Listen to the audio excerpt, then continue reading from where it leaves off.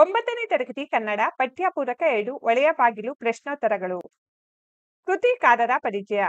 ಶುಶ್ರುತ ದೊಡ್ಡೇರಿ, ಸ್ಥಳ ಶಿವಮೊಗ್ಗ, ಬೆಂಗಳೂರಿನಲ್ಲಿ ವಾಸ ಮಾಡುತ್ತಿದ್ದಾರೆ. ಕೃತಿಗಳು ಚಿತ್ರಚಾಂಪ, ಒಳೆಯ ಬಾಗಿಲು, ಬ್ಲಾಗಿಸು ಕನ್ನಡ ಡಿಂಡಿಮವ ಮುಂತಾದವು.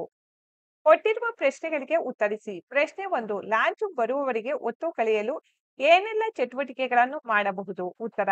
ಲಾಂಚು ಬರುವವರಿಗೆ ಒತ್ತು ಕಳೆಯಲು ದಂಟೆ ಗುಂಟ ಅಡ್ಡಾಡುತ್ತಾ ಕಪ್ಪೆ ಚಿಪ್ಪು ನುಣ್ಣನೆ ಉರುಟು ಕಲ್ಲುಗಳನ್ನು ಎಕ್ಕಬಹುದು. ಎಕ್ಕಿದ ಕಲ್ಲುಗಳನ್ನು ಒಳಗೆ ಎಸೆಯಬಹುದು. ಕಲ್ಲು ಬಿದ್ದ ಜಾಗದಲ್ಲಿ ಎದ್ದ ಅಲೆ ಅಲೆ ಅಲೆಯಾಗಿ ನಿಮ್ಮತ್ತ ತೇಲಿ ಬರುವುದನ್ನು ನೋಡುತ್ತಾ ಮೈಮರೆಯಬಹುದು. ಪ್ರಶ್ನೆ 2. ಲಾಂಚು ಒಳೆಯ ದಡಕ್ಕೆ ಬಂದು ನಿಂತಾಗ ಜನರ ಗಡಿಬಿಡಿ ಹೇಗಿರುತ್ತದೆ? ಉತ್ತರ. ಲಾಂಚು ಬಂದು ನಿಂತಿದ್ದೆ ಮೊದಲು ಜನರೆಲ್ಲ ಓಡಿ ಒಗ್ಗೆ ಹತ್ತಿದ್ದಾರೆ. ಆಮೇಲೆ ವಾಹನಗಳೆಲ್ಲ ಒಂದೊಂದಾಗಿ ಬರುತ್ತಿವೆ. ಎಲ್ಲಾ ವಾಹನಗಳು ಇಳಿಸುವುದಿಲ್ಲ. ಲಾಂಚು ಇನ್ನೇನು ಹೊರಟಿತು ಅನ್ನುವಷ್ಟರಲ್ಲಿ ಒಂದು ಬೈಕ್ ಆರನ್ ಮಾಡಿಕೊಂಡು ಬಂದಿದೆ. ಅದನ್ನು ಸಹ ಹತ್ತಿಸಿಕೊಳ್ಳಲಾಗಿದೆ. ಬಂದವನು ಬೈಕಿನಲ್ಲೇ ಬಂದಿದ್ದರೂ ಓಡಿ ಬಂದು ಬಸ್ ಹತ್ತಿದವನಂತೆ ಏರಿಸು ಬಿಡುತ್ತಿದ್ದಾನೆ. ಹೀಗಿರುತ್ತದೆ ಲಾಂಚು ಒಳೆಯ ದಡಕ್ಕೆ ಬಂದು ನಿಂತಾಗ ಜನರ ಗಡಿಬಿಡಿ. ಪ್ರಶ್ನೆ 3. ನದಿಯಲ್ಲಿ ಲಾಂಚು ಚಲಿಸುತ್ತಿರುವಾಗ ಅದರಲ್ಲಿ ಕೂತವರ ಮಧ್ಯ ಏನೇನು ಮಾತುಕತೆಗಳು ನಡೆದಿರುತ್ತವೆ? ಉತ್ತರ. ನದಿಯಲ್ಲಿ ಲಾಂಚು ಚಲಿಸುತ್ತಿರುವಾಗ ಅಜ್ಜಿಯೊಬ್ಬರು ಕೈ ಮುಗಿದು ಕಣ್ಮುಚ್ಚಿ ಕುಳಿತು ದೇವರೇ ಸುಖವಾಗಿ ಆಚೆ ದಡ ತಲುಪಿಸಪ್ಪ ಎನ್ನುತ್ತಿದ್ದರು. ಹುಡುಗನೊಬ್ಬ ಅಪ್ಪನಿಗೆ, ಅಪ್ಪ, ಇಷ್ಟು ದೊಡ್ಡ ಲಾಂಚನ್ನು ಇಲ್ಲಿಗೆ ಹೇಗೆ ತಂದರು? ಲಾರಿಯಲ್ಲೂ ಹಿಡಿಯುವುದಿಲ್ಲ ಎಂದು ಕೇಳುತ್ತಾನೆ.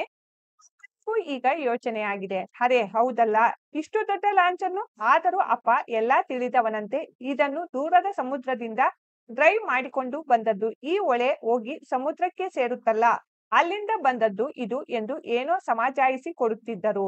ಪ್ರಶ್ನೆ 4. ಲಾಂಚು ತನ್ನ ಪ್ರಯಾಣ ಮುಗಿಸಿದಾಗ ಜನರು ಹೇಗೆ ಹೊರಡುತ್ತಾರೆ? ಉತ್ತರ. ಲಾಂಚು ತನ್ನ ಬಾಹುಗಳನ್ನು ದಡದತ್ತ ಹೊರಳಿಸುತ್ತಿದೆ. ದಡದಲ್ಲಿ ಲಾಂಚಿಗಾಗಿ ಕಾಯುತ್ತಾ ನಿಂತಿರುವ ಜೀವಿಗಳ ಮೊಗದಲ್ಲಿ ಒಮ್ಮಿದ ಮುಗುಳ್ನಗೆ ಇಲ್ಲಿಂದಲೇ ಕಾಣುತ್ತಿದೆ. ಬೈಕು ಕಾರ್ಗಳು ಸ್ಟಾರ್ಟ್ ಆಗುತ್ತಿವೆ. ಲಾಂಚು ನಿಂತಿದ್ದೆ ಎಲ್ಲ ಆಚೆ ದಡಕ್ಕೆ ಜಿಗಿದಿದ್ದಾರೆ. ಬಸ್ಸು ಕಾರು ಬೈಕ್ಗಳು ಬುರಬುರನೆ ದಡ ಸೇರಿವೆ. ಹೀಗೆ ಲಾಂಚು ತನ್ನ ಪ್ರಯಾಣ ಮುಗಿಸಿದಾಗ ಜನರು ಹೊರಡುತ್ತಾರೆ. ಪ್ರಶ್ನೆ 5. ಹೊಳೆ ಮತ್ತು ಲಾಂಚಿನ ಒಟ್ಟಾರೆ ದಿನಚರಿಯ ಬಗ್ಗೆ ಲೇಖಕರ ಅನಿಸಿಕೆ ಏನು? ಉತ್ತರ. ಪ್ರಶಾಂತ ಸಾಗರದಂತಹ ಹೊಳೆಯಲ್ಲಿ ನಿಧಾನವಾಗಿ ಸಾಗುತ್ತಿದೆ ಲಾಂಚು. ಸುತ್ತಲಿನ ಪ್ರಕೃತಿ ಸೌಂದರ್ಯವನ್ನು ಸವಿಯುತ್ತಾ ಅಲೆಗಳ ಮೇಲೆ ತೇಲುತ್ತಾ ಸಾಗುತ್ತಿರಲು ಆಯಾಚಿತ್ತವಾಗಿ ಪ್ರಯಾಣಿಕರ ನೆನಪಿನ ಕೋಶದಿಂದ ಹೊರಬರುತ್ತಿದೆ ಆ ಹಾಡು. ದೋಣಿ ಸಾಗಲಿ ಮುಂದೆ ಹೋಗಲಿ, ದೂರ ತೀರವ ಸೇರಲಿ, ಬೀಸುಗಾಳಿಗೆ ಬೀಳಿ ತೇಲುವ ತೆರೆಯ ಮೇಲ್ಗಡೆ ಆಡಲಿ, ಹೊಳೆಯ ಬಾಗಿಲಿನಲ್ಲಿ ಪ್ರಯಾಣಿಕರ ಮನದ ಬಾಗಿಲು ತೆರೆದುಕೊಳ್ಳುತ್ತದೆ ಎಂದು ಹೊಳೆ ಮತ್ತು ಲಾಂಚಿನ ಒಟ್ಟಾರೆ ದಿನಚರಿಯ ಬಗ್ಗೆ ಲೇಖಕರ ಅನಿಸಿಕೆಯಾಗಿದೆ.